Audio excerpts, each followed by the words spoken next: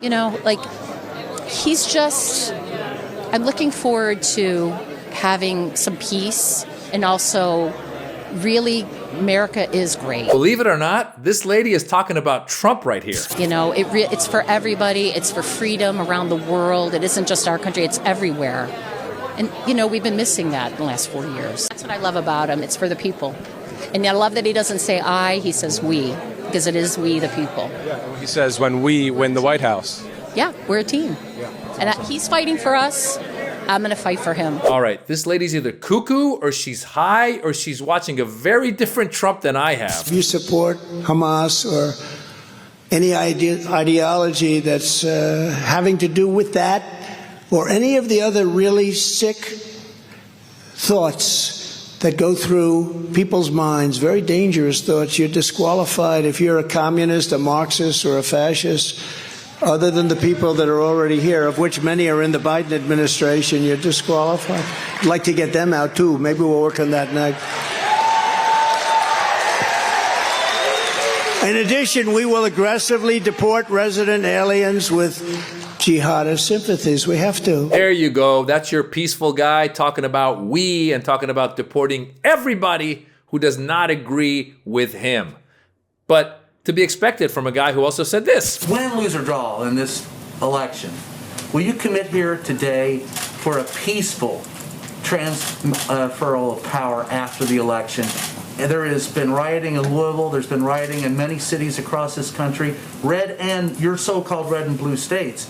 Will you commit to making sure that there is a peaceful transferal of power after the election? Well, we're going to have to see what happens. You know that I've been complaining very strongly about the ballots, and the ballots are a disaster. I understand that, but people are rioting. Do you commit to making sure that there's a peaceful transferal of power? We want to get rid of the ballots, and we'll have a very peaceful. There won't be a transfer, frankly. There'll be a continuation. The ballots are out of control. You know it. And you know who knows it better than anybody else? The Democrats know it better than anybody else. So he wasn't even willing to commit to a peaceful transfer of power. That's the guy who that first lady said is very peaceful. I think what the first lady was trying to say was we weren't in major wars while Trump was in power. That's kind of what they say. Like major wars didn't break out. So Ukraine and Russia didn't happen under Trump. Well, one of the reasons it didn't happen under Trump was because Putin didn't need to attack Ukraine. He was getting everything he wanted from Donald Trump. So you have that. Now you got Israel and Palestine. Once again, you can go back to what was happening under Trump. Trump contributed to a lot of what's happening. If you think about it, he was the one who took the American embassy and moved it into Jerusalem. He is the one who abandoned the Israeli-Palestinian peace process and started focusing on the Abraham Accords. So he didn't do us any favors. Go to Afghanistan. Trump met with the Taliban and set up the withdrawal that then Biden had taken us through. Not to say Biden did a good job of the withdrawal, but Trump set it up. So all these numbnuts are saying, well, the world was a lot more peaceful under Trump. We almost had a revolution here in America. There was an insurrection. He just said it right there. He wasn't willing to commit to a peaceful transfer of power. That's just nuts.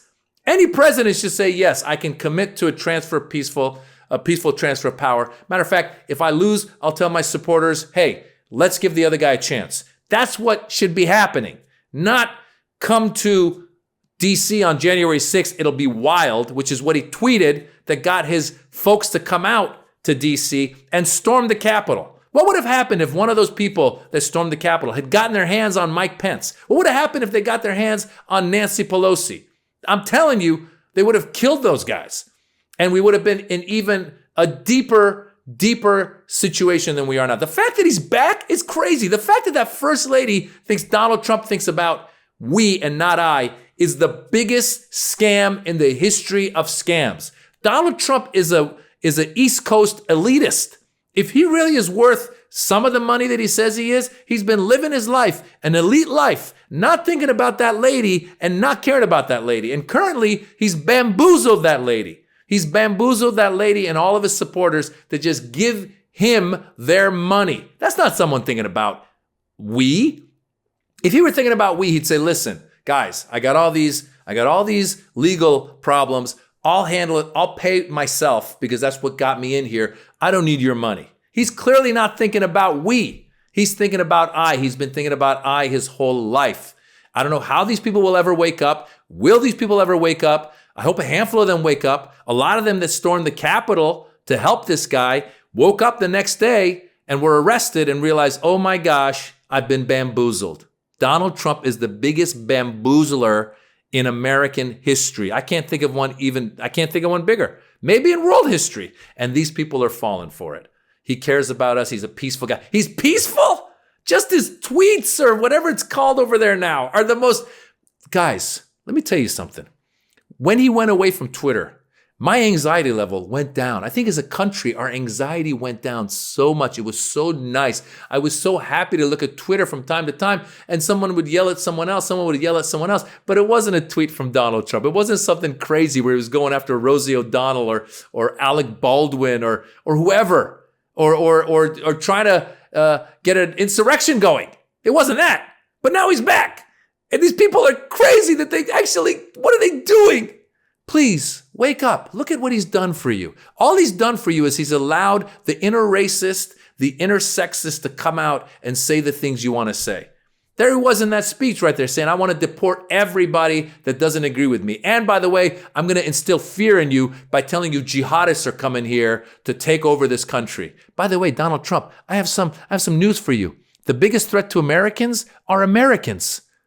All these guns and people shooting each other, Americans shooting each other. So, guys, stop being bamboozled by this big bamboozler, all right? Just live your lives.